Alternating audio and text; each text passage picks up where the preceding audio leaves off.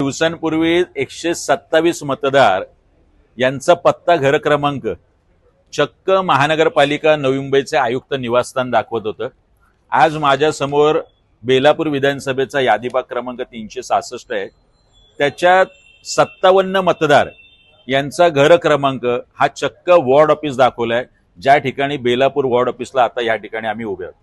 हे सगळे 57 मतदार निवडणूक आयोगाला म्हणायचं आहे की हे सगळे बेलापूर वॉर्ड ऑफिसमध्ये राहत आहेत।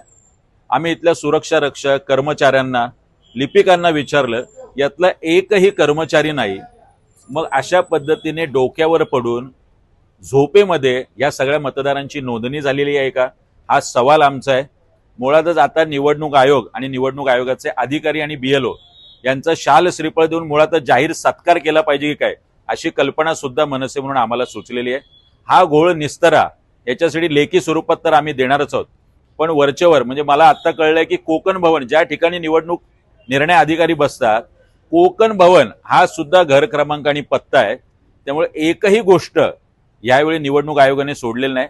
फक्त मुख्यमंत्र्यांचं वर्षा निवासस्थान इथे भविष्यात 200-300 मतदार सापडू नये हेच काय ते नवल।